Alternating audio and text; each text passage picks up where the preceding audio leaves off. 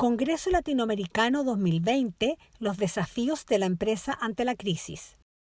A continuación, daremos inicio al tercer bloque, la vocación del empresario cristiano ante grandes desafíos. Enrique Shaw y Lorenzo Servitje. Conduce y presenta Rolando Medeiros, expresidente de UNIAPAC Internacional y CEO del ECMETAL S.A. Muy buenas tardes, muy buenos días todavía para algunos por este tercer panel del Congreso Latinoamericano de UNIAPAC. Para mí es realmente un privilegio poder conducir este panel con la descripción de dos grandes empresarios que han marcado un hito en lo que es la vida de nuestra institución UNIAPAC. Enrique Shaw y Lorenzo Servitje. Los dos muestran cómo es posible transformar la actividad empresarial en una noble vocación. Y esperamos que a través de este conversatorio quede muy claro que es posible realmente transformar la empresa de esta manera. La transformación de la empresa en una vocación noble es promovida por UNIAPAC en todas partes del mundo. Y en todas partes del mundo usamos como receta para el líder empresarial un legado que dejó el padre Hurtado en Chile y que a toda decisión importante se hacía una pregunta, la que nos gustaría que los líderes empresariales cristianos se hicieran frente a los desafíos, frente a las decisiones que tienen que tomar en su empresa. Y la pregunta es, ¿qué haría Cristo si estuviera en mi lugar?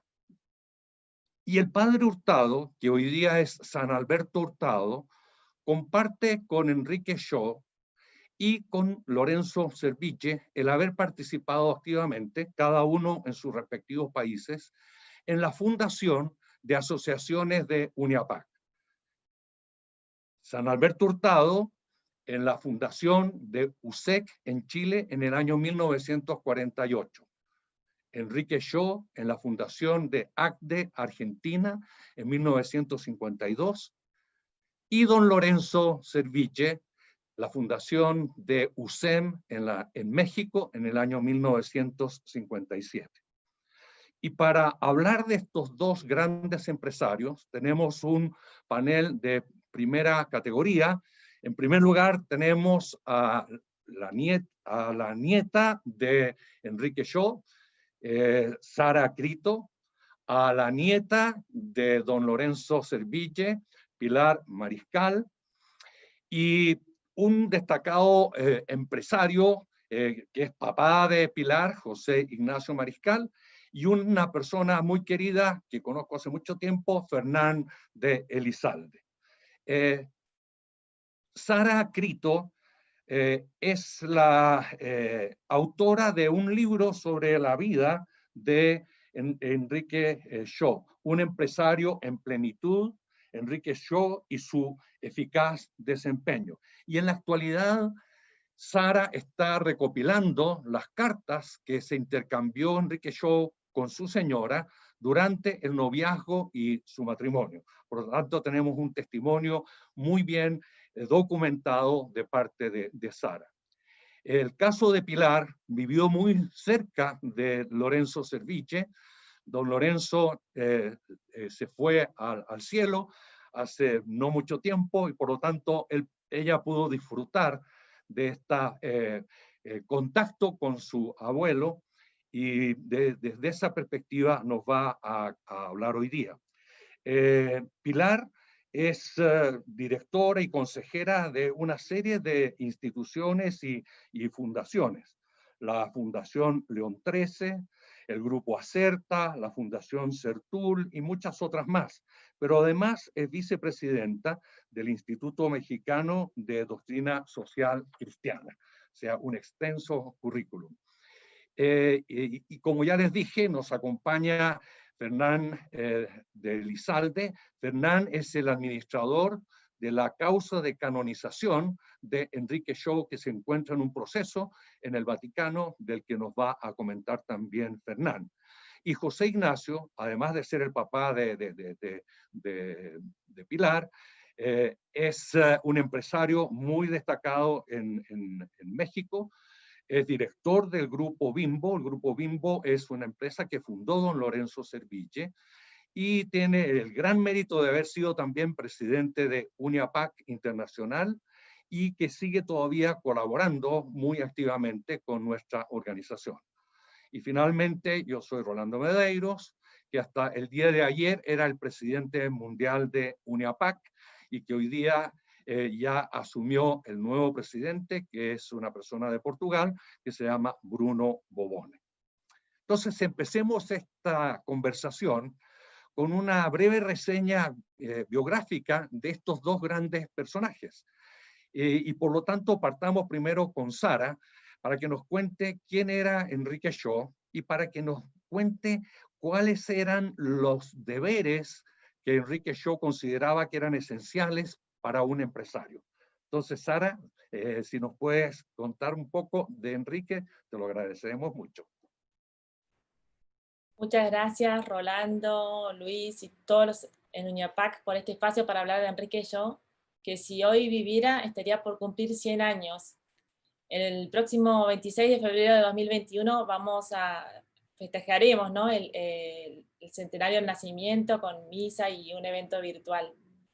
Y bueno, Enrique era un joven que trataba de cumplir sus deberes de Estado lo mejor posible, y leyendo descubrió la doctrina social de la Iglesia, y vio que significaba promover el amor al prójimo.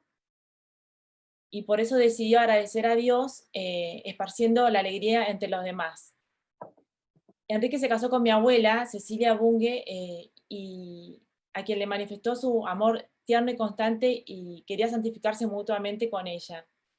Y tuvo 9 hijos, la segunda mi mamá, que vivió hasta los 16 años con él.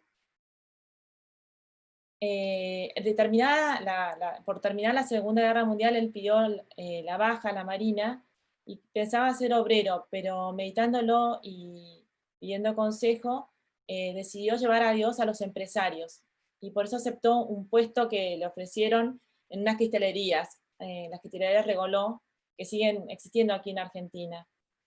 Y allí veía la empresa como una comunidad de vida, además de ser una realidad económica que produce y vende bienes y servicios, satisfaciendo auténticas necesidades humanas. Él veía esta comunidad humana, que internamente debe procurar unir y desarrollar a las personas y también contribuir al bien común de la sociedad en que está inserta.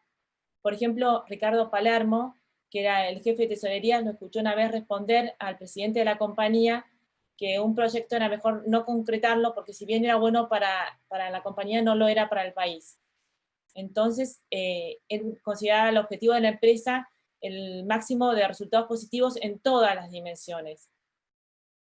Y Enrique consideraba que eran 3 los deberes que más se destacaban en todo empresario: el de servicio, el de progreso y el de ascensión humana.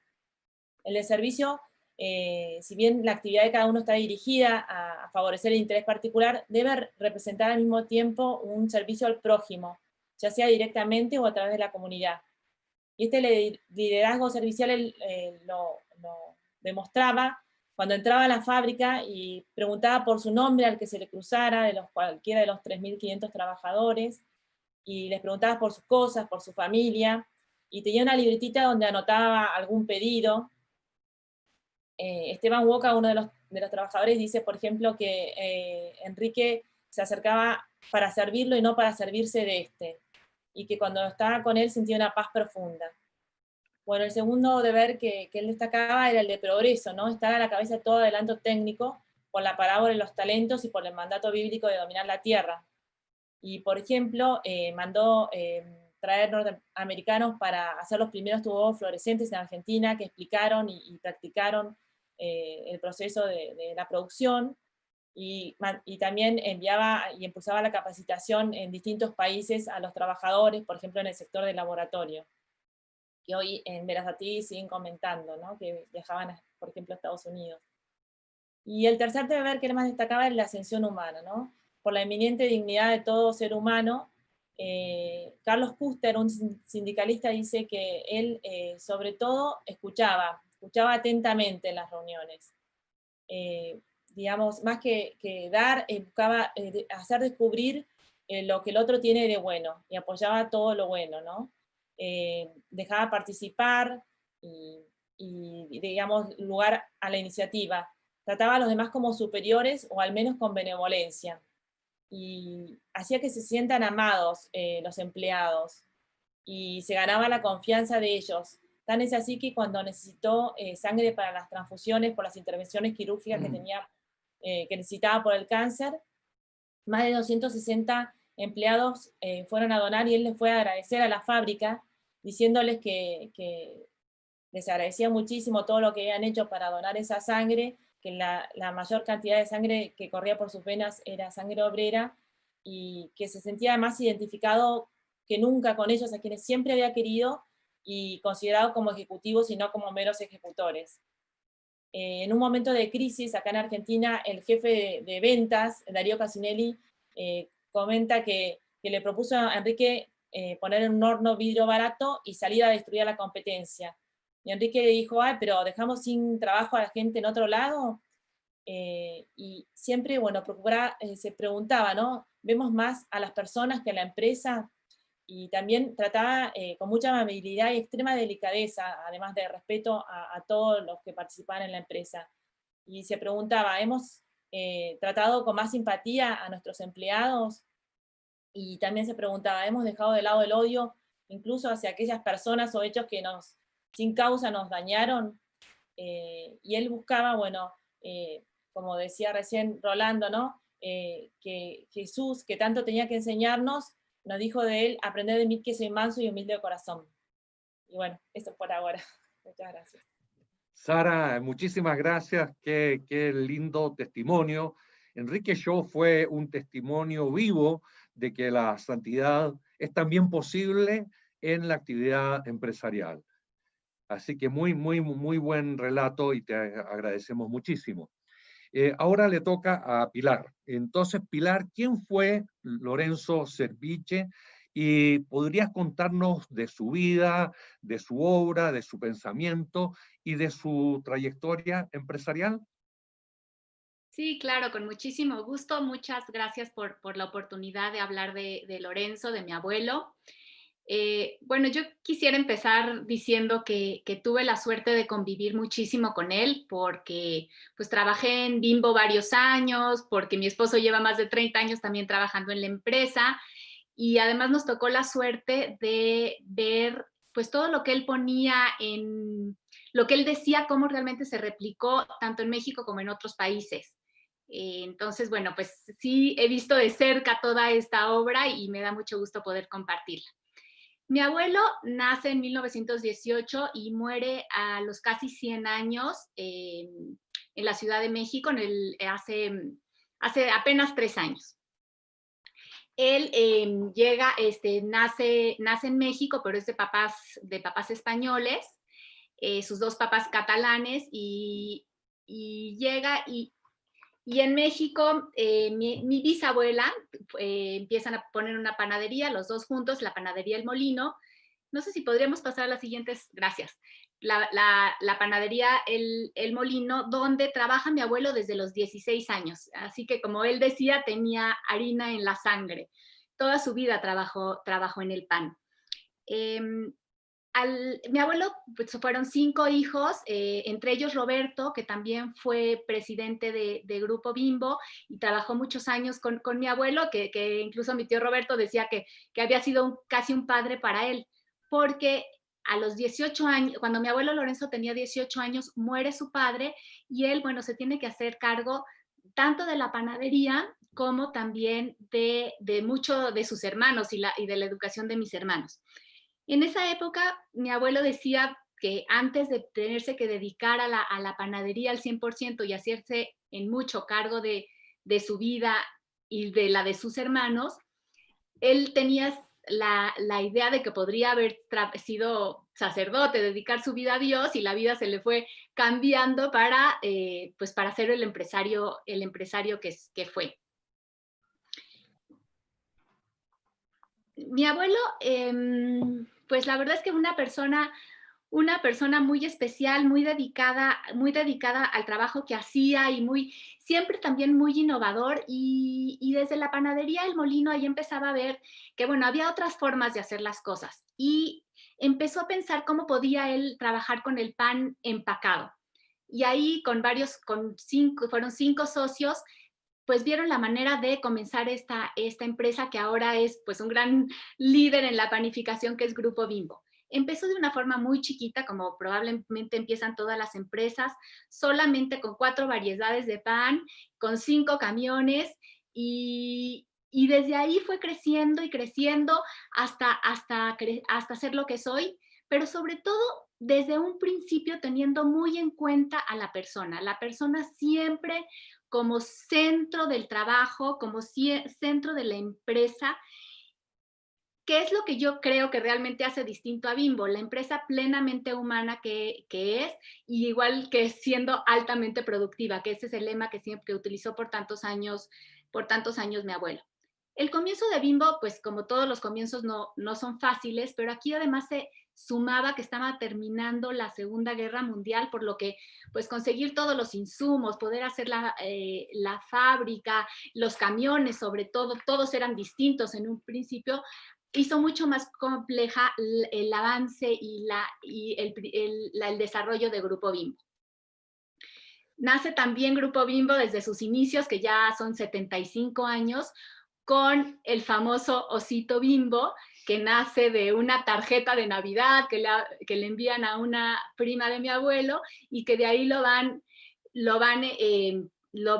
haciendo un panadero, le ponen su sombrero, y bueno, vemos aquí en esta imagen a este osito Bimbo que ahora pues muchos de nosotros conocemos también, y que está, bueno, pues en todos los países de Latinoamérica. Mi abuelo, además de ser empresario, fue un gran pensador, una persona que escribía lo que él hacía, lo que él pensaba. Era un filósofo, le encantaba la teología, la literatura, su biblioteca era impresionante, y además había leído todos los libros que estaban en ella, los recordaba, y siempre tenía una justificación para lo que él decía. No era una persona que solamente hablaba de lo que había visto, sino también de lo que había leído y había investigado. Tiene varios libros, entre ellos Las reflexiones y comentarios de un dirigente de empresa, El empresario y la sociedad contemporánea. Bueno, perdón, aquí estamos en la presentación que seguimos viendo aquí a los fundadores de Bimbo. Como los vemos, son 5. Mi abuelo es el primero que se ve, y el último del otro extremo es Roberto, mi tío. Si quieren, pasamos a la siguiente. Ya esta parte ya se las he comentado. Si quieren, seguimos pasando más adelante, por favor. El famoso osito Bimbo, que mi abuelito nos decía, si alguien decía, ¡ay, el oso! Decían, no, oso no, es el osito Bimbo, un personaje que siempre en la familia tenemos con mucho cariño. Aquí vemos el tema de sus libros, y acá, bueno, las cualidades de mi abuelo, que para mí, yo quisiera resaltar el tema de que una persona muy sencilla, muy austera, pero sobre todo muy congruente. Realmente lo que decía lo ponía en práctica. Y por ejemplo, aquí yo me acuerdo, ¿no? Cuando murió, que abrimos el closet de mi abuelo, había 3 sacos, 4 camisas. Era realmente la persona que tú veías, era la persona que era, que todo se reflejaba en sus hechos y en sus palabras. ¿Qué decía mi abuelo? Pues mi abuelo decía que había que tener responsabilidad social en las empresas. Las empresas tienen 2 fines, el económico y el social. Lo económico tiene que darse primeramente, pero tiene que ir acompañado por este fin social. La empresa está para servir a las comunidades, para servir a las personas que están cerca de ellas, tanto los que colaboran como los que en el lugar donde está la empresa constituida.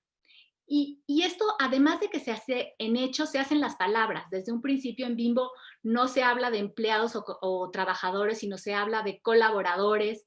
Se tiene también una regla de oro para el trato de las personas que trabajan ahí, que a toda persona se le tiene que tratar con justicia, con respeto, con confianza y con afecto. Decía mi abuelo que esta parte del afecto era muy importante. Y siempre, bueno, vivió bajo 2 principios, el principio de solidaridad y el principio de subsidiariedad. el pensamiento social cristiano está todavía impregnado en Bimbo. Y nosotros probablemente, para nosotros es muy común verlo ahora en estas empresas del siglo XXI, pero hace 75 años que realmente el colaborador, la persona estuviera al centro y se le tratara de la forma en que se le ha tratado en Bimbo toda la vida, fue muy innovadora, y esto lo estuvo replicando mi abuelo y diciendo hasta que se volvió pues en el líder moral de los empresarios en México. Aquí dice la empresa no solamente, la gente no va a la empresa solo a trabajar, sino va a vivir. Pues obviamente pasa tanta gente, tanto tiempo las personas ahí, que es una forma de vida.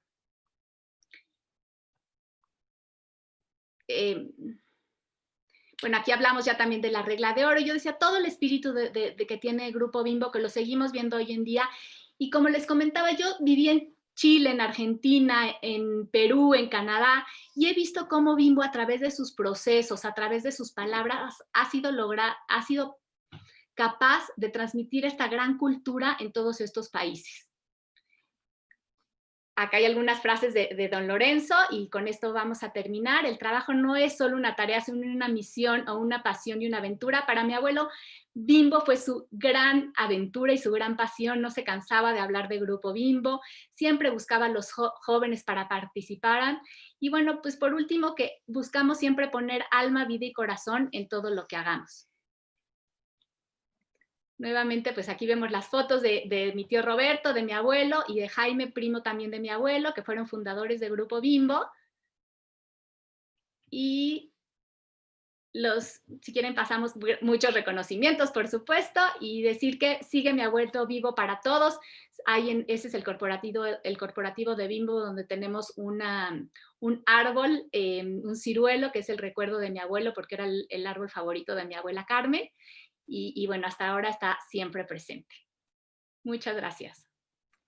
Pilar, muchísimas gracias por este recorrido de la vida de don Lorenzo. Yo tuve la suerte de conocer a don Lorenzo y me sorprendió siempre su calidez, su cercanía. Era una persona tremendamente sencilla, un gran personaje en todos los aspectos. Indudablemente don Lorenzo fue un gran hombre, pero también fue un gran empresario. Así que muchas gracias, Pilar. En noviembre del año 2016, UNIAPAC realizó su Congreso Mundial, que se realiza cada 3 años, en la Ciudad del Vaticano. Y con esa ocasión tuvimos una audiencia privada con el Papa Francisco. El Papa Francisco, en la audiencia, nos habló de Enrique Shaw y se refirió a él como un santo hombre y nos recomendó que siguiéramos su ejemplo. Entonces, como introducción a esto, quisiera preguntarle a Fernán cómo va el proceso de canonización de Enrique Shaw y cuáles son los principales aspectos de esta causa. Fernán, adelante, por favor. Bueno, antes que nada yo quisiera decir que para mí es un honor estar en esta reunión donde recordamos a dos grandes, a don Lorenzo, a quien admiré sin haberlo conocido mucho, pero lo conocí poco, pero lo conocí, y he leído mucho de él, y por supuesto Enrique Shaw, que no lo conocí, no tengo nada que ver con familiarmente o laboralmente, pero bueno, lo he llegado a admirar con el tiempo. La causa está muy bien, la verdad que ha sido un trabajo, bueno, esto es lo que quería mostrar, sorpresa para José Ignacio. En algún momento, en la reunión, creo que fue en UNIAPAC en Lisboa o en México, me encontré con don Lorenzo y vi este libro, lo compré y le pedí que me lo dedicara. Y ahí tenemos un libro escrito por Enrique Shaw, dedicado a mí, un gran orgullo, y prologado por don Lorenzo, con lo cual tengo ahí una maravilla. A partir de ayer, cuando la descubrí, me pareció muy lindo mostrarla. Bueno, y la causa está muy bien. No es nada fácil ser santo para la Iglesia Católica porque todo es un trámite. Si quieren sacar la placa, por favor. Es todo un trámite muy engorroso, muy difícil, no es nada fácil. donde califica perfectamente algo que yo no entendía antes, pero ahora sí claramente entiendo, que es el tema de los tiempos de la Iglesia y cuánto cuesta ser santo, en todo sentido de la palabra. Es costoso ser santo. Por eso son pocos los que finalmente se eligen en la tierra para ser reconocidos. En el caso de Enrique estamos ya en las etapas finales, porque ya hasta tenemos un posible milagro en Roma. Pero primera etapa fue en la Argentina, donde nos costó muchísimo convencer a la Iglesia argentina que un santo podía también ser empresario, o un empresario puede ser santo. Nuestros diálogos con en aquel momento responsables máximos de la Iglesia terminaban siempre en: es imposible, Elizalde, olvídese. Un empresario no puede ser santo, alguna macana tiene que haber hecho. Y yo peleando como Don Quijote con los molinos de viento, diciéndoles: acá tiene el caso. Y no me hacen caso, y no me hacen caso. Por eso tardamos, desde que empezamos, en 1998 hasta el 2007, 8 años peleándonos para que nos dejaran demostrarles que podía haber mérito en esta causa. 2007 se hizo la apertura formal. Piensen ustedes que murió en el 62, estamos hablando de casi 50 años, hasta 2013 en que se terminó la fase diocesana, o sea, fase Buenos Aires, donde él murió, para ir a Roma, con toda la documentación, son muchísimos años, más de los que se debe. Estamos en Roma desde el 2013. También no ha sido fácil, o sea, porque hay una serie de requisitos y de pruebas permanentes y muy dificultosas de demostrar, en el sentido de: yo puedo aportar pruebas, pero ya aporté anteriormente, piden más cosas, bueno, complejo, pero en el caso de Enrique hemos conseguido todo lo que necesitamos y estamos por terminar esta etapa, donde va a ser proclamado venerable muy probablemente, con lo cual se termina todo lo que es administrativo. Ahora estamos terminando ya esa etapa, pero al mismo tiempo estamos empezando la del posible milagro, que para mí es un milagrazo, con lo cual yo creo que pronto va a ser beato. Y ciertamente yo creo que hoy el tema para mí central es el tiempo del mundo, el tiempo de nuestros países, pero sobre todo del mundo, de la crisis donde el hombre no es el centro, como querían don Lorenzo, como quería don Enrique, yo, el centro de la vida empresaria, y donde el empresario actúa como un hombre realmente generoso, buscando siempre la rentabilidad, por supuesto, pero siempre generoso, para que el hombre esté siempre en el centro de su gestión. Bueno, eso hoy los hace cada vez más grandes estos personajes como Enrique o como Lorenzo, para que el mundo se dé cuenta de que se puede hacer esto, y se puede hacer siempre de la mano de la gran compañía de Jesús y de la Virgen, que es un poco lo que Enrique siempre indicaba. Así que para mí la etapa esta está muy sólida y muy avanzada. Para mí va a ser santo muy pronto.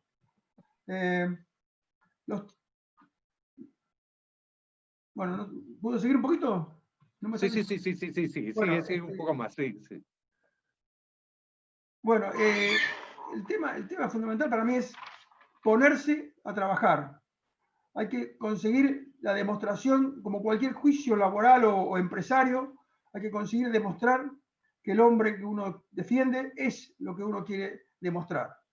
Y en el caso de Enrique, por lo menos hemos descubierto tantas cosas buenas que por casi 40 años hemos olvidado, desde que muere en 1962 hasta que el cardenal Mejía nos reta, porque no habíamos hecho absolutamente nada para tratar de comenzar con el proceso de Enrique, porque para él era un santo.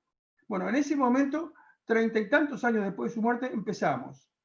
Lo cual no habla bien de nosotros, porque no nos dimos cuenta de que podía ser santo, pero ahora ciertamente, y esto es un claro ejemplo, estamos en muchos lados, el Papa lo dice, bueno, muchísimas reuniones nos están planteando que les contemos quién era Enrique Shaw, cómo era su método, y después lo voy a explicar en la segunda parte, pero de alguna manera el tema es central, que se considere como algo que no es tan difícil si uno se pone en manos de Dios y de la Virgen a gerenciar una empresa, por supuesto, con la mejor gestión posible. Muchísimas gracias, Fernán. Hay que trabajar duro, pero también hay que rezar harto por la causa. Exactamente. El santoral tiene muchos ejemplos de santos que fueron empresarios. pero posiblemente este sería el primer caso de un santo que es canonizado por su actividad empresarial. Desde ese punto de vista, el que llegue a los altares podría transformar a Enrique Shaw en el patrono de los dirigentes empresariales. Así que tenemos que hacer todos puja para que ese proceso avance lo más rápidamente posible. San Alberto Hurtado, como les contaba, él participó también en la fundación de USEC, él era un sacerdote jesuita. En el libro Moral Social, señaló lo siguiente, permítanme leer este párrafo. Algunos moralistas son excesivamente simplistas, dice. Afirman que la cuestión social es un problema moral, que basta vivir el evangelio para solucionarlo, y con esto hacen un daño inmenso.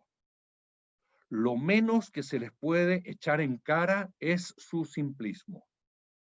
Los problemas sociales son morales, pero no son solo morales. Encarnan también problemas técnicos que han de ser resueltos y para poder aplicar estos principios de la moral social católica. Y concluye diciendo que en todas partes se echa de menos equipos de hombres bien formados en los principios de la moral social católica y no menos preparados en la técnica que resuelva los complicados problemas de un mundo en vías de crecimiento. Y cierro la cita. Este texto destaca el hecho de que a la doctrina social de la Iglesia no le corresponde dar soluciones concretas. La doctrina social de la Iglesia presenta los grandes principios como la dignidad humana, como la libertad humana, etcétera, pero deja a los expertos el que puedan llevarlos a la práctica para que puedan realmente lograr con su liderazgo, con su creatividad, con su iniciativa, que estos valores, que estos principios se vivan cotidianamente en el mundo de la empresa. A partir de esta experiencia, yo creo que sería bueno, José Ignacio, que nos relataras un poco la trayectoria de don Lorenzo, que partiendo de una pastelería, de la pastelería El Molino, transformó el negocio en un gran imperio, pero no solo lo transformó en un gran imperio de la panificación a nivel mundial, sino que transformó ese imperio en un espacio donde la gente que estaba relacionada con ese negocio podía desarrollarse íntegramente. Y esa es probablemente la parte más relevante de la gran obra que hizo don Lorenzo. Creó un espacio del desarrollo humano integral de todos los que estaban relacionados con la empresa. Entonces me gustaría, José Ignacio, que nos pudieras contar a propósito de esta hazaña, pero sobre todo dándole un especial énfasis a este aspecto del desarrollo humano integral. Estás con el micrófono apagado. Ahora sí. Sí. Muchísimas gracias, Rolando, por esta oportunidad de hablar de don Lorenzo. Yo he sido parte, me siento muy cercano a don Lorenzo, lo conocí cuando yo tenía 18 años, cuando empecé a pretender a Pilar, luego nos casamos, ya llevamos 50 años de casados, y aquí tengo a mi hija mayor, que me da mucho gusto que hable así de su abuelo.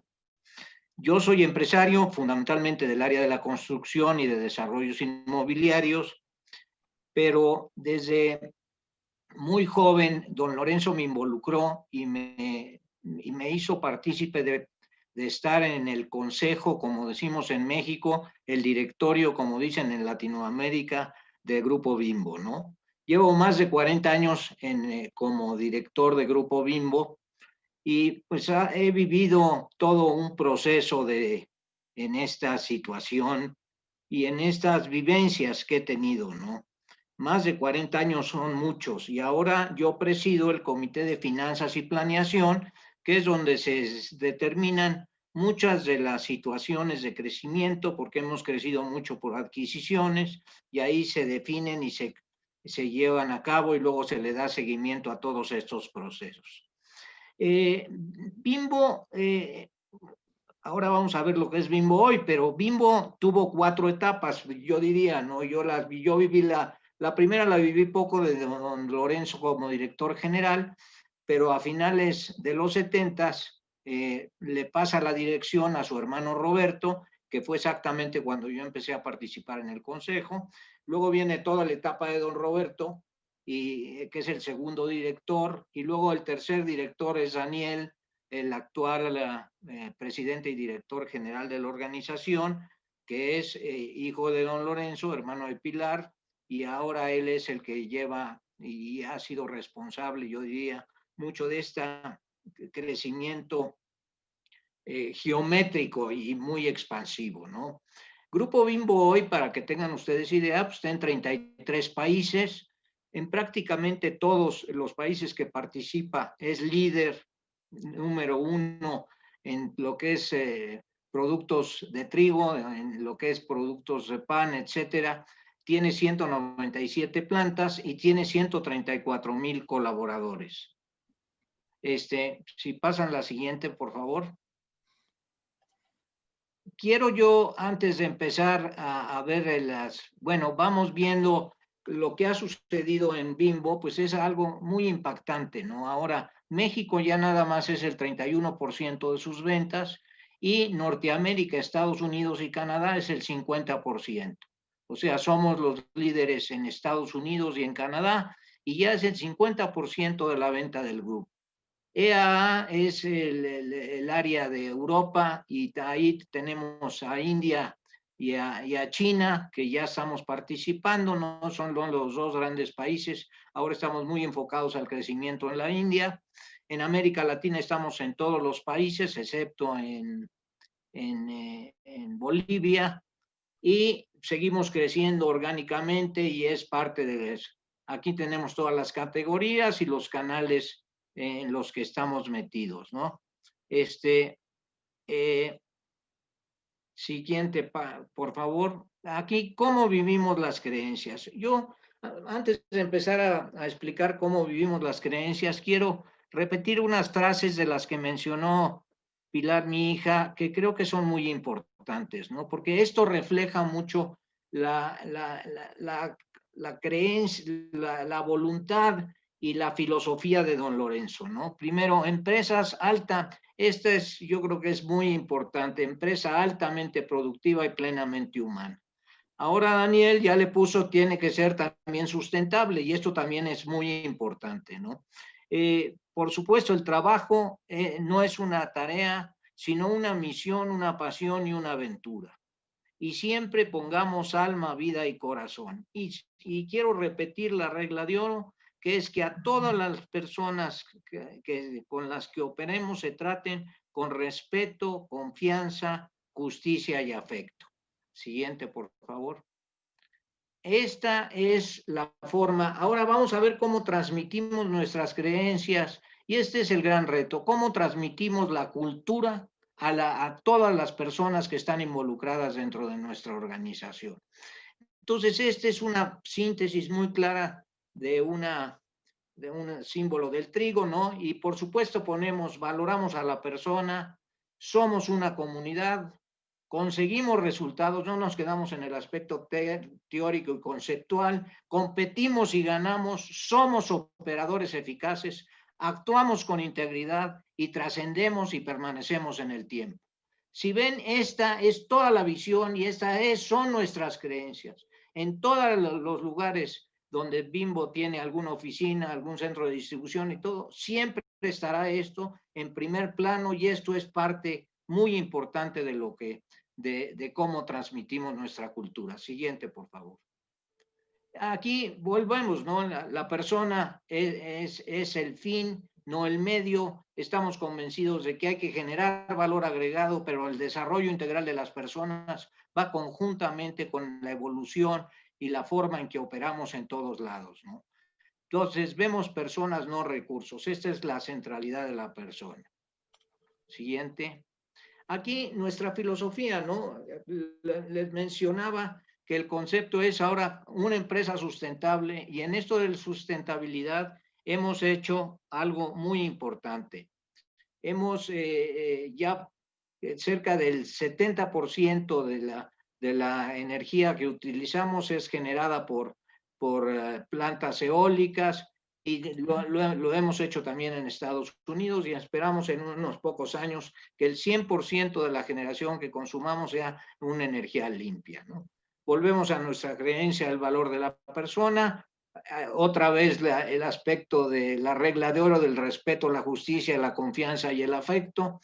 Y toda persona tiene potencial para ser mejor y crecer y alcanzar. Esto es parte del desarrollo integral de las personas.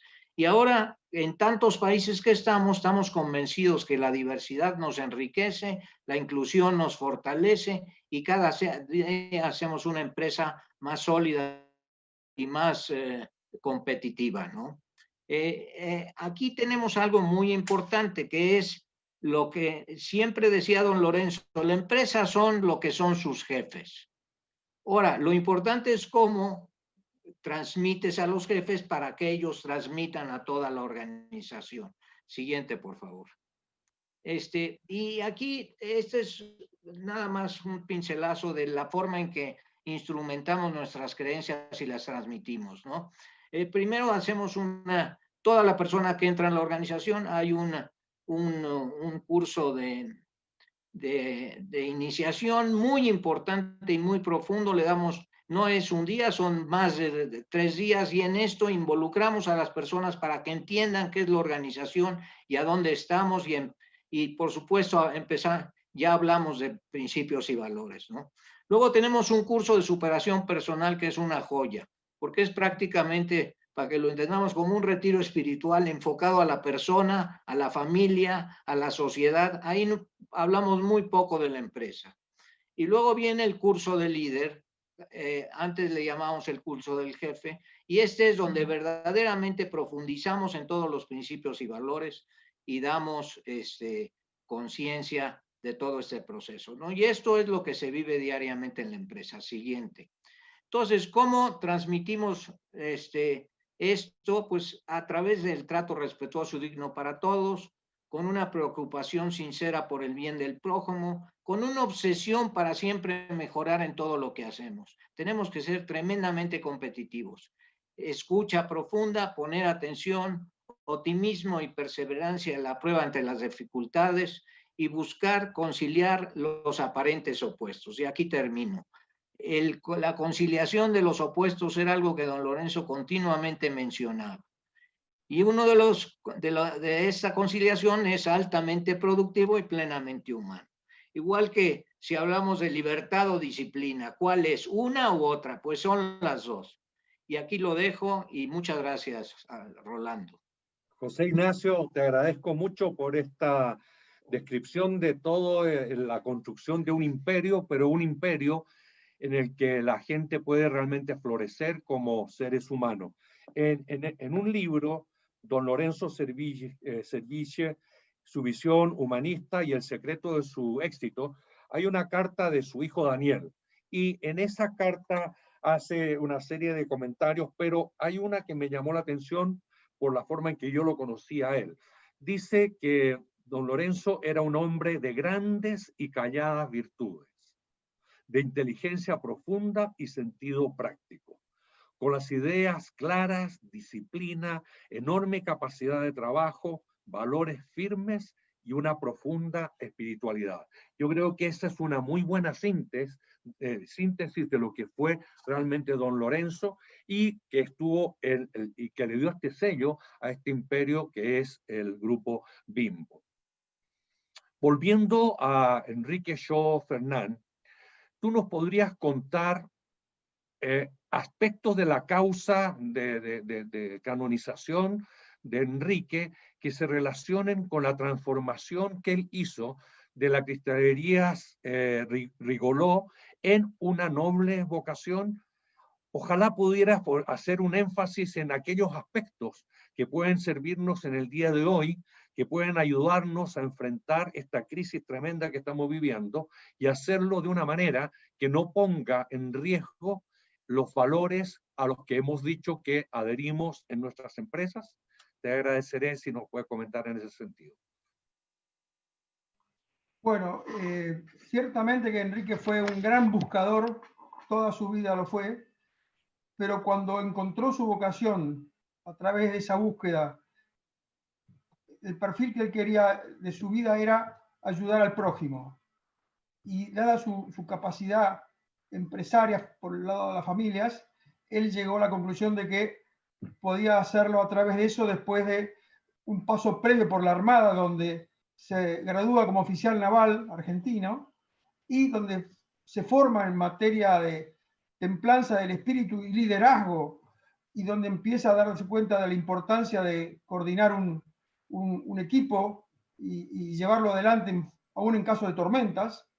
Enrique, después de descubrir esa búsqueda, fue muy larga, varios años, leyó muchísimo, entrevistó a mucha gente, y cuando se dio cuenta que su vocación era la de ser empresario para ayudar a los empresarios a tener un perfil más social, por supuesto, de rentabilidad, pero sobre todo el trato humano a la gente, aplicar la doctrina social de la Iglesia, ahí es donde él decide dejar la Armada y dedicarse a la parte empresaria. Por vinculaciones de alguna manera familiares, él ingresa en la empresa Rigoló. Empresa Rigoló que en la Argentina era muy exitosa, muy grande, pero que estaba inmersa en un proceso, como todo el país en ese momento, muy complicado por la situación económica y por el tema que se planteaba por la cuestión política, peronismo versus otros partidos.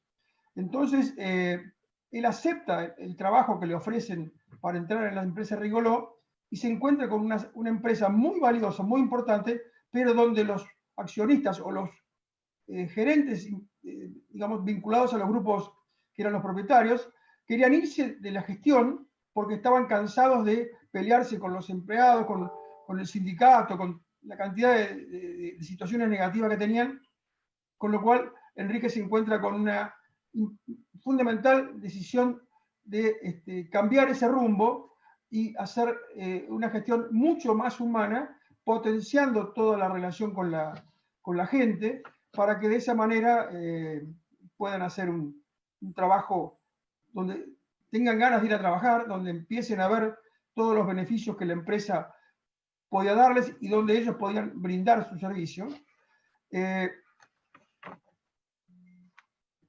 Decide armar un equipo más a su visión, digamos, más a su esquema de gestión humana, donde por su antecedente de marino, contrata varios oficiales navales en retiro para que ocupen cargos de importancia en esa nueva gestión. En esa nueva gestión, digamos, tantos marinos, al sindicato en aquel momento les asustaba bastante que apareciera un militar a dirigir sectores de la empresa, porque ellos tenían miedo de que se transformara en un cuartel. Y tenemos la suerte de contar con un delegado gremial que todavía vive, Carlos Custer, que cuenta aquellos momentos donde les asustaba esto. Piensen ustedes toda la historia de los militares en la Argentina y se darán cuenta del susto que tenían. Pero se dieron cuenta que no era cierto eso. Y claramente Enrique les demostró rápidamente que él lo que quería era tirar abajo ese muro que los separaba a los obreros, que él también llamaba colaboradores, no los trataba como obreros o minimizándolos, sino que los trataba de colaboradores, sus amigos en el fondo, y empieza a trabajar sobre la base del fortalecimiento de ese liderazgo y armando una comunidad de vida, que es un poco lo que ustedes han estado hablando recién, respecto de la empresa es donde ellos están viviendo más tiempo que en su casa, y la dedicación tiene que ser tal que es importantísimo que tengan el beneficio de un buen salario, beneficios, por supuesto, estar contentos y que el jefe o los jefes tengan claramente una actitud de ejemplo y de buen trato. Yo diría que las recetas de Enrique, sin ser las únicas, pero para ser exitoso en momentos sobre todo de dificultad, claramente el tema es enfrentar esa soledad que tiene el dirigente cuando tiene que tomar decisiones no fáciles, que es un poco lo que le pasa a muchos empresarios, pero pensar en esa visión de la comunidad de vida. Tomar a sus socios, la Virgen y Jesús, y empezar a recorrer la fábrica. Es razonable que tengamos una visión de una empresa eficiente. Él participó en cursos de Harvard, se formó muchísimo, se capacitó técnicamente y empresariamente, realmente tenía mucho dominio de lo que pasaba en la empresa, todo el tema de planillaje, todo el tema del tablero de control, todo eso lo tenía muy claro, sabía dónde estaba parado, pero sobre todo confiaba claramente en ese plus que le daba la comunidad empresaria interna que iba armando. Piensen ustedes que él hablaba siempre de Eucaristía y vida empresaria. Él pensaba que la vida del empresario en la empresa era como el sacrificio permanente que hacemos o presenciamos en la misa cuando Jesucristo se nos da en la comunión. Para él era exactamente eso. Y el ejemplo de Enrique es rápidamente empezar a mostrar que ese muro no existe más. Y para eso recorre las fábricas, camina, se pone en contacto con todas las personas que se encuentran en su camino, o los llama, los busca, y cambia el perfil totalmente. Insisto, cambia el perfil de esa empresa. Las demás empresas no necesariamente lo hacían o no lo hacían. El perfil era otro. Mantener la distancia, separación. Él buscó rápidamente sentir la empresa en forma personal. Quería estar involucrado él en lo que pasaba. Y ahí viene un célebre para mí, un famoso comentario, un testimonio que tenemos donde decían que él sabía todo lo que pasaba en su gente, su familia, sus problemas, sus necesidades, y él iba a solucionarlos si es que no le venían a él. Y todo con una actitud de humildad y servicio. Gracias a sus libretitas sabemos que para él esto siempre fue un tema muy importante, pero a veces tenía los conflictos o los problemas de, digamos, por ahí tener un carácter no necesariamente tan humano y tan servicial por sus antecedentes de militar, que se basaban muchas veces en dar órdenes, pero internamente se escribía como que tenía que recapacitar y actuar distinto o pedir disculpas, y lo hacía, si era necesario, porque se había equivocado, iba y decía, perdóneme, y la gente de menor nivel que se les puede imaginar, le agradecía y por supuesto le iba generando toda una relación muy directa y de respeto y de admiración. Para él el tema entonces era ser uno más, no marcar la diferencia entre el patrón o el jefe y el colaborador. Siempre dar el ejemplo, ser el primero en llegar, el último en irse, estar involucrado en cuanto problema hubiera con las situaciones que se iban planteando, pero siempre también sobre la base de una empresa eficiente, una empresa rentable, una empresa con costos competitivos, y que si era necesario, alguna situación tuvo que enfrentar crisis, él marcaba muy claramente, y hay un célebre documento que es una circular del año 1959, donde él marca cuál debe ser el mecanismo que un empresario de este perfil que estamos hablando tiene que tener ante una situación de crisis. Y él dice que el despido no debe ser nunca la primera medida a tomar, y ni que hablar si hay una empresa con capacidad y con restos. Pero aparte, el perfil del empresario que tiene historia en materia técnica y formación, como en Harvard, por ejemplo, o en muy buenas entidades del mundo donde se capacita, esa visión le da el mandato interno de hacer las cosas de una manera donde esta situación de crisis se enfrenta y se gana mucho más potenciando la relación y ayudando a la salida en lugar de generar una crisis. Pero aparte, Rigolot tenía una industria muy particular que no era fácil reemplazar la mano de obra, con lo cual él también lo defendía por el lado de muchachos o directores, si ustedes quieren echar a esta gente, reemplazarla va a ser casi imposible en el futuro. ¿Por qué? Porque esta gente no existe reemplazo. Su gran coherencia era otro tema muy central. Insisto, él decía y hacía exactamente lo que decía, o sea, muy coherente y liderando siempre en todo momento. Y quisiera cerrar. Te agradecemos mucho, se nos está acabando el tiempo. Perfecto, listo. Pero si quieres terminar y redondear la idea, feliz. Iba a terminar diciendo que era un hombre que tenía una vida cristocéntrica. Eso era su visión en la vida, que él la llevaba a la práctica. Eso me parece que es un muy buen cierre de tu explicación, Fernán. Muchísimas gracias. Yo creo que ambas experiencias, la de don Lorenzo y la de Enrique, muestran que para resolver los problemas sociales no basta las soluciones individuales. Para renovar la empresa se requiere indudablemente el liderazgo, la determinación y el aporte personal que puede hacer el líder empresarial. Pero se requiere remover las estructuras, se requiere cambiar la organización, se requiere generar una cultura organizacional que ponga a la persona al centro de todo lo que hace la empresa. Significa desarrollar una cultura empresarial que esté sustentada en el respeto irrestricto de la persona humana. Y eso me parece que está sumamente claro y se pone en evidencia en lo que nos han contado José Ignacio y Enrique. Y a propósito de eso, a propósito de esta transformación de la organización, para que siga siendo rentable, tenemos que saber bien qué cosas se miden, qué cosas son importantes, asignar prioridades.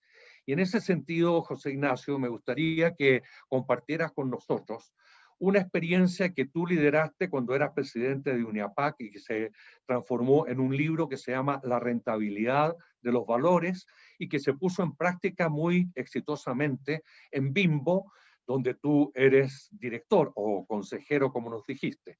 Y en especial, cómo esta rentabilidad de los valores, esta metodología, puede servirnos en épocas de crisis tan tremendas como las que estamos viviendo. Adelante, José Ignacio. Gracias, Rolando. Mira, fue toda una experiencia y fue precisamente en Chile en 2006 cuando me eligieron presidente de UNIAPAC. Entonces yo con la inquietud que tenía de que yo ya que hablábamos de doctrina social y muchas veces no aterrizábamos y no teníamos las herramientas concretas para llevar a cabo la responsabilidad social, me cuestioné y no sé si te acuerdes de la reunión que tuvimos del Consejo de UNIAPAC, en que yo planteé esto y entonces los holandeses me cuestionaron y me dijeron, pero en Holanda esto ya está legislado, es parte de la legislación, la responsabilidad social, está perfectamente documentada en nuestras leyes. Entonces, me acuerdo muy bien que Tien Vivo, que era el presidente anterior a mí, les preguntó, oye, ¿y toda esta visión de responsabilidad social está centrada en la persona y está basada en principios y valores? Entonces el holandés le dijo, no exageres, digo, tenemos metodología, pero no vamos a ese nivel de profundidad, ¿no? Entonces, de ahí surgió que organizábamos todo un grupo de gentes de los distintos países de Latinoamérica y empezamos a trabajar en este documento, ¿no? Y tuvimos el acompañamiento de un jesuita extraordinario, el padre Ger, que nos explicó y nos enseñó que el trabajo era parte de una visión de encarnar lo que hacemos y transmitirlo en todo lo que hacemos. Entonces, esta cuestión, yo diría, filosófica, social, espiritual, es muy importante porque es la esencia del documento de la rentabilidad de los valores. Entonces, dentro de este proceso, bueno, empezamos por definir los ámbitos de la persona, ¿no? Y entonces aquí los tenemos claro, ¿no? Es el cuerpo, la mente y el espíritu. Entonces, ¿cómo pasamos de este aspecto, digamos, de los ámbitos al aspecto empresarial? Entonces, el cuerpo, pues de las necesidades del tener, y es generación y distribución de riqueza. Luego viene la mente, las necesidades de ser más, del desarrollo personal, de los conocimientos, de la capacitación, en fin, y le llamamos calidad de vida. Y luego viene el espíritu, que es la necesidad de trascender, y llegamos a la ética y transparencia. Entonces, para nosotros esto fue muy importante porque son las líneas estratégicas. Cuando hablamos de la centralidad de la persona, hay que hablar de esas tres líneas, no solo de una. Yo creo que las tres son las que constituyen a la persona, ¿no? Y luego vimos que lo que es muy importante en la empresa es tener una visión general, ¿no? Y una visión general es que estén incluidos todos los stakeholders, ¿no? Si ponen la siguiente, y los stakeholders, pues definimos 8, puede haber más o puede haber menos, pero yo creo que esto incluye fundamentalmente con los que operamos en las empresas, ¿no? El 1, distribuidores, clientes el 2, accionistas e inversionistas, el 3, personas que integran la empresa. Esto incluye de todas las personas, desde el presidente hasta el que está en la puerta cuidando, los proveedores, los gobiernos, las comunidades, sociedad, incluido todo el aspecto de organizaciones educativas, los competidores, que es importante también, y las generaciones futuras, o sea, el medio ambiente, que ya lo traíamos muy claro que había que cuidar, y después de la encíclica de Laudato Si, pues esto se ha reforzado extraordinariamente. Entonces, con estos dos conceptos creamos la famosa matriz de responsabilidad social, que es esta, ¿no? Y en ese están, en un lado, los stakeholders, y en otro, ética y transparencia, calidad de vida y generación y distribución de riqueza. Entonces te dan 24 áreas en las cuales te tienes que enfocar para que realmente entiendas y profundices en lo que es la responsabilidad social. Y por supuesto, esto está iluminado por los principios del pensamiento social cristiano: el destino universal de los bienes, la dignidad de la persona, el bien común, la solidaridad, la subsidiariedad y la participación, que promueven y iluminan todo el proceso, ¿no? Entonces, esto hemos hecho una serie de preguntas de cada uno de estos áreas de acción de las 24, y en cualquier empresa tú puedes aplicar esto, y le llamamos el autodiagnóstico, para que te ubiques. Primero, cómo estás con tus stakeholders en un sentido, y en el otro, cómo estás con las líneas estratégicas de la persona. Entonces, esto le llamamos el autodiagnóstico. Y te voy a poner un ejemplo que ahora estamos viviendo, bueno, cada año vivimos, que tenemos un reconocimiento que le llamamos el reconocimiento Lorenzo Servitje al joven líder con responsabilidad social. Entonces, cada uno de estos jóvenes hace la evaluación de su empresa y luego fija su plan estratégico para llevarlo a cabo y ser socialmente responsable. Entonces, con esta forma de transmitir y de profundizar, consideramos que es una magnífica herramienta para que toda esta visión integral de la responsabilidad social se lleve a cabo. Gracias, Rolando. José Ignacio, y creo que este es un instrumento fantástico para poder desplegar los valores y principios de la doctrina social de la Iglesia en el mundo de la empresa, pero al mismo tiempo lo aterriza a un nivel tremendamente práctico. En cada uno de estos 24 casilleros podemos saber dónde estamos y podemos establecer un plan de mejoramiento continuo. Por lo tanto, es un instrumento que en momentos de crisis como el que estamos viviendo nos da un buen compás que nos permite realmente avanzar y superar esta crisis sin descuidar los valores y la centralidad de la persona humana. Estamos llegando al final del panel. Hemos dejado los últimos minutos para ver un poco la faceta más humana, la faceta de un hombre común y corriente, tanto de Enrique Shaw como de Lorenzo Servitje. Entonces, Sara, te pido si puedes referirte un poco al hombre. ¿Cómo era el abuelo Enrique? ¿Quién era ese abuelo Enrique? Bueno, mi mamá y mis tíos recuerdan sobre todo el cariño y la alegría, y que si estaba haciendo algo, leyendo, él dejaba lo que tenía entre manos y escuchaba atentamente, interesándose mucho por cada uno de ellos. Él quería mostrar que la religión no produce tristeza, sino todo lo contrario, el gozo de saber que Dios es nuestro Padre, Y por eso quería hacer muy feliz a mi abuela y lo logró, y a mi mamá y a sus hijos, ¿no? Él consideraba un compromiso muy importante ir a comer y estar con su familia.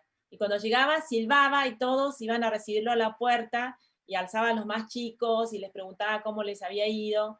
Y ninguno de mis tíos recuerda haberlos visto discutir a mis abuelos. Enrique esto, digamos, lo logró porque se propuso ser santo ya, a los 22 años.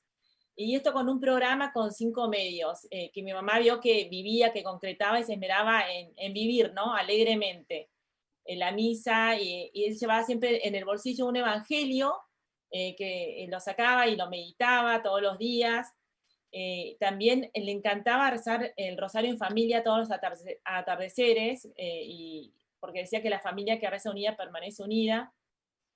Mi mamá nunca escuchó a ninguna otra persona decir tantas jaculatorias, estos actos de amor dirigidos a Dios, ¿no? Durante el día, sin ser pesado, sino con oportunidad. Por ejemplo, veía un árbol lindo y decía, gracias Dios mío, o repetía, Señor mío y Dios mío, o si había alguna dificultad, que sea lo que Dios quiera. Y para todo esto, bueno, él contaba con la ayuda de la Virgen, que consideraba su socia y consultora permanente, y le preguntaba antes de cada acción si le podía agradar a Jesús, y decía que suple nuestras insuficiencias, ¿no? Enrique decía que la Virgen nos enseña a ser más comunitarios, porque es madre del otro y madre mía, y si estamos enojados nos puede sugerir la palabra cordial, y es, bueno, la maestra de las comunicaciones. Por ejemplo, por eso Enrique, ante una crisis en Argentina, compartió instar a los capataces a ocupar el personal excedente en tareas realmente útiles para la empresa, y no se los despidió, no tuvo que pagar indemnizaciones, y cuando se repuntaron los pedidos tenían la gente allí. También consideraba que la Virgen digamos, nos muestra el espíritu de iniciativa, el sentido del timing en las bodas de Caná, vio una deficiencia organizativa y supo delegar. Abuela decía que Enrique tenía mucha fe, pero ella no tanto, porque en el 61, cuando la accionista mayoritaria, la Corning Glass en Estados Unidos, ordenó despedir a un grupo de empleados, Enrique viajó a Estados Unidos y dijo que si se despedía uno solo, él renunciaba. Hoy los hijos de esos empleados agradecen esta defensa de su personal por parte de Enrique, ¿no? Y decía que la Virgen María, digamos, nos ayuda a liberarnos de nuestras preocupaciones exageradas, y que contaremos con la inteligencia de ella, sobre todo en los momentos de crisis, para que nos dé luz, ¿no? Para estar a la altura de las circunstancias y saber cómo participar en las reformas necesarias para superar la crisis. Muchísimas gracias, Sara. Muy lindo recuerdo de tu abuelo a través del testimonio de tus papás. A Pilar le voy a pedir que invite a su hija para que ella sí tuvo la suerte de conocer a su bisabuelo. Entonces, a lo mejor podrías, Emilia, contarnos de tu bisabuelo, y con eso vamos a concluir este panel. Gracias. Sí, para mí siento que es muy difícil entender la relación que tenía yo y teníamos todos los bisnietos con mi bisabuelo, porque siento que no es común ser tan cercanos como lo éramos todos, porque mi bisabuelo de verdad ponía un esfuerzo muy grande en enterarse de todo lo que le gustaba a todo mundo. Con su enfermero practicaba los nombres de todos sus bisnietos para acordarse, y a sus 90 años le hablaba a sus más de 50 bisnietos por sus nombres, tengan 6 meses, 5 años, la edad que sea, a todo mundo le hablaba por su nombre. Sabía los gustos de cada quien, a todo mundo nos hacía sentir especial porque nos preguntaba, y tenía un genuino interés en cómo nos iba, en cómo nos sentíamos. Entonces era una relación muy cercana de todos, y también hacía un esfuerzo muy grande en convivir con nosotros. Buscaba la manera, y le gustaba, nos enseñaba canciones en catalán, poemas, nos enseñaba las cosas que escribía, y algo que nos impresionaba a todos, que siempre nos intentó enseñar y nunca pudimos aprender, todo el tiempo nos hacía practicar la tabla del 27 y del 13, que para nosotros era, o sea, en chino, y y él le encantaba enseñarnos, y era su manera de relacionarse con nosotros y hacernos aprender cosas nuevas. Entonces, pues siento que tuvimos una relación con él muy diferente a la de cualquier bisabuelo porque fuimos muy cercanos y pues sí, lo extrañamos mucho. Emilia, qué lindo testimonio. Te agradecemos muchísimo que te hayas animado a darnos estos minutos con una faceta de tu bisabuelo. Y estamos llegando al final del panel, un panel tremendamente interesante. Quiero agradecer a Emilia, a Pilar, a Sara, a José Ignacio, a Fernán, por habernos dado este barniz de dos hombres que nos mostraron con su ejemplo que es posible transformar la empresa en una noble vocación. Se requiere primero una transformación personal del líder empresarial, pero eso no es suficiente. Debe también ese líder utilizar su liderazgo para transformar la cultura de su empresa, de modo que pueda la empresa orientarse realmente al bien común. ¿Y cómo se orienta la empresa al bien común? Creo que de alguna manera ha estado presente las 3 Bs para orientar la empresa al bien común. La B de buen trabajo, la B de buenos bienes y la B de buena riqueza. Y al lograr estas 3 cosas en forma simultánea, la empresa se transforma en una noble vocación. Les agradecemos muchísimo, muchísimo a todos nuestros participantes virtuales de toda Latinoamérica. Y al terminar, quiero dejar a ustedes con el presidente de UNIAPAC Latinoamérica, Luis Van Meule, para las palabras de cierre de este gran congreso de UNIAPAC Latinoamérica y de USEC, la asociación nuestra en Chile. Adelante, Luis. Muchas gracias, Rolando. Felicitaciones por el término de tu tiempo como presidente de UNIAPAC Internacional. Has sido un líder muy apreciado, que ha llevado adelante y ha logrado mucho con nuestra asociación tan querida, no solo en América Latina, sino también en todo el mundo. Y tu compromiso en tiempo, en trabajo, en neuronas, en esto, no va a ser fácilmente olvidado. Quiero agradecer mucho a USEC en las figuras y en las personas de Sergio Merino, de Sergio Merino y de Kika Merced, que, bueno, Sergio está conmigo acá, Kika está un poco más invisible, pero sí nos está ayudando por llevar adelante toda la infraestructura para hacer posible este congreso. Cuando hace unos meses nos planteamos si lo hacíamos o no a raíz de la pandemia, al final prevaleció el espíritu de poder juntarnos, juntar fuerzas y dar esperanza. Creo que eso es lo que hemos podido sacar de este congreso durante todo este rato que hemos estado juntos. Me escribí un montón de cosas para decir sobre todo lo que hemos escuchado. Hubo mucho y realmente profundo para ver, empezando ya en el primer panel con la ponencia de Eduardo Aninat, y esa cosa remarcada que él marcó muchas veces y que otras personas en sus propias exposiciones también destacaron, cómo esta crisis en particular no es una crisis cualquiera, ¿no? Es mucho más profunda por todo lo que ha implicado y nos está buscando a nosotros no solo como empresarios, sino también como personas, como humanos, ¿no? como ellos. Tanto Juan Luis como Fernando en ese panel pudieron demostrar también cómo las cosas cambian en cada uno de nuestros países, ¿no? Cómo las realidades nos fuerzan a nosotros a tener que, siendo empresarios, ver qué es aquello donde más podemos aportar. Juan Luis en Paraguay, con una enorme capacidad de diálogo, logró tender los puentes y están teniendo ese éxito, tomando una posición muy activa y participando en los temas importantes en el país.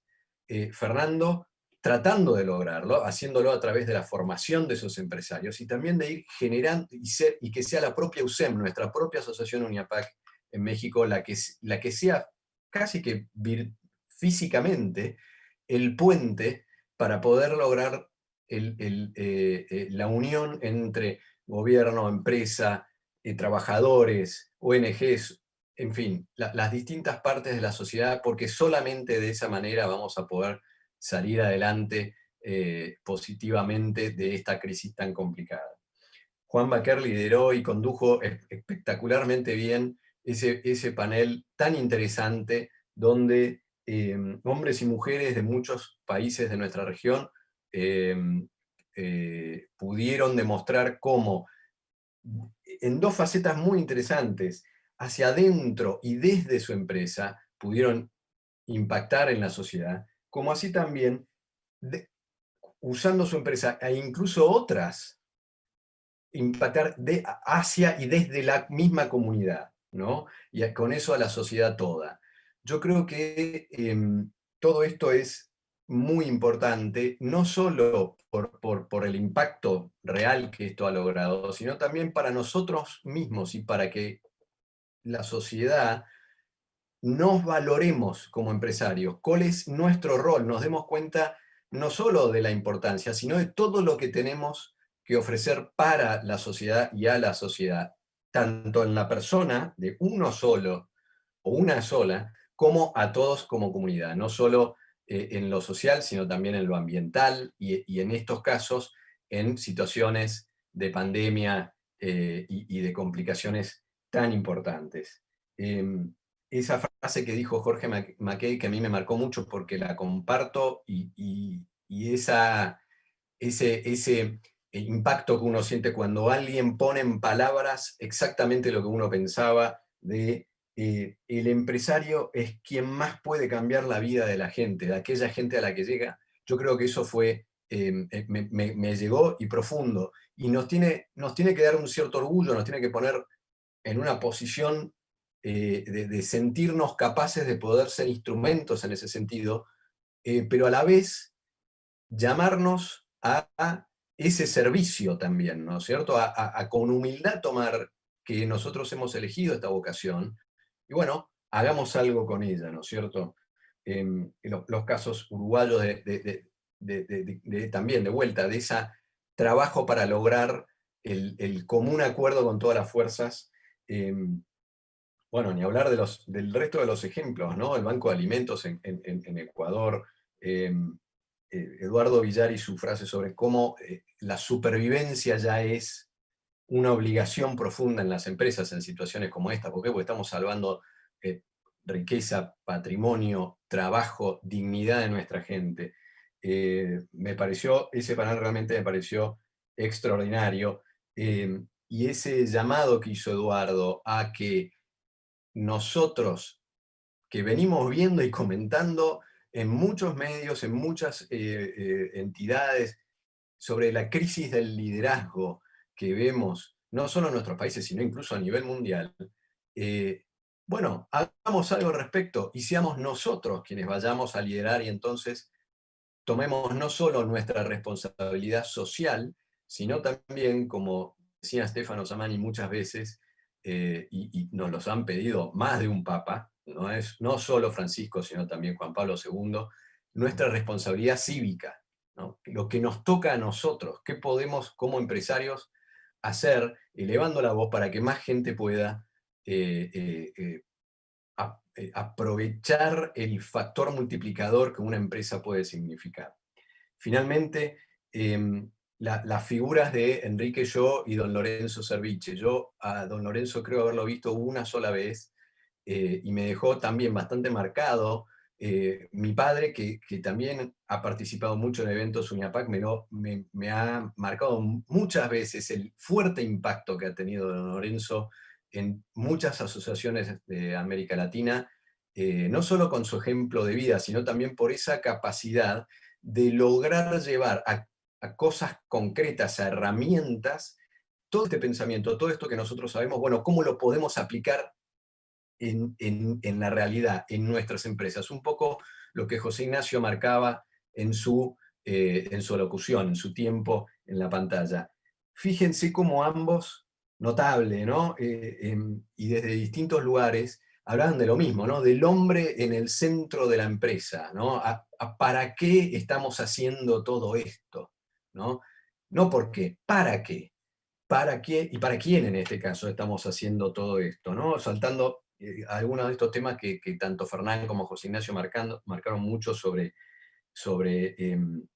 el reconocimiento de la empresa como lugar donde se vive, ¿no? No es solo el lugar al que voy a trabajar, también vivo, también me desarrollo, también genero, también le encuentro un sentido a lo que hago y por ende a mi vida también, ¿no?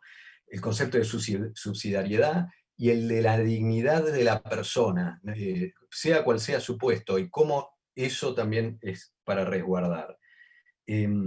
Entonces, como un poco esto vuelvo a esa conclusión y un poco una línea final, esto nos llama a nosotros no solo a un servicio, a elegir, ¿no? Poner el hombre en el centro de la escena, sino también a exigir de alguna manera nuestro lugar, nuestro rol.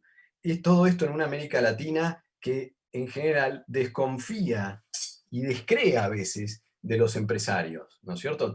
En varios casos tiene buenas razones para hacerlo, pero queremos mostrar que no, y que es a través nuestro que esto se puede transformar. Entonces, esto es un llamamiento a que actuemos dentro de nuestras empresas, con nuestras asociaciones UNIAPAC, para tener un impacto en nuestras sociedades de la mejor manera que sea posible, en ayudar a otra ONG como el Banco de Alimentos en Colombia, o por nuestros propios programas, o por aquello que veamos que nuestras capacidades y talentos nos pueden llevar a tener un impacto importante, y si lo pensamos con creatividad, no solo a ayudar a salvar nuestras empresas, sino incluso a mejorarlas y a llevarlas más allá. Creo que eso ha sido, si destilamos un poco todo lo dicho en estas 3-4 horas de hoy, la gran conclusión. Como muchos de ustedes saben, este es mi último evento como presidente de UNIAPAC Latinoamericana. Hoy mismo estoy entregando mi presidencia. Quiero hacer un agradecimiento muy grande a Rolando Medeiros y a Sergio Cavalieri, mi antecesor en UNIAPAC Latinoamericana, que confiaron mucho en mí y en quien me pude apoyar a lo largo de estos 3 años, y siento haber hecho un gran trabajo en equipo, creo, entre todos nosotros. A mi mesa, donde estuvieron Gigi Cavalieri misma, Augusto Undurraga, Roberto Quintero, Jorge Costa y Andrés Valerino, que mucho han hecho para poder llevar esto adelante. A los presidentes y los directores ejecutivos de cada una de las asociaciones UNIAPAC de América Latina, que en los viajes o en las participaciones, en cada esfuerzo que pudimos pedirles, siempre estuvieron a disposición y nos han hecho la vida realmente muy fácil, y a la vez notamos como cada vez nos integramos más, y hacen posible todos estos sueños que queremos llevar nosotros como empresarios. Quiero hacer una mención muy especial a Andrea Viñolés, la secretaria ejecutiva de UNIAPAC Latinoamericana, sin lo cual nada de esto es posible. Su rol en el medio de todos nosotros es crítico y fundamental, y la fuerza y el espíritu y su disposición al trabajo ha sido notable. Le mando un saludo muy grande desde acá. Y por último, a mi mujer y a mi familia, que me han dado muchísimo espacio y apoyo, y me han permitido creer y testear exitosamente que uno puede ser un instrumento positivo en manos de Dios, por lo menos de esta manera.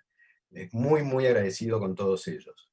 La nueva presidenta, a quien tengo el enorme gusto de presentar, es Gigi Cavalieri, María Virginia Cavalieri, presidente de ADCE Sao Paulo, nuestra organización UNIAPAC en Sao Paulo, en Brasil, y a su mesa, que es de lujo, con algunos que ustedes ya conocen, y algunos lo han visto acá, Eduardo Villar de Colombia estará en su mesa, Ignacio Arteaga, expresidente de USEC Chile, Manuel Fitzmaurice, expresidente de USEM México, María Elena Casasnovas de Argentina, y también Jorge Costa, que continuará, serán parte de su mesa, y para mí es un honor que ellos puedan sucederme, y la enorme tranquilidad de saber que queda en excelentes manos, excelentes manos.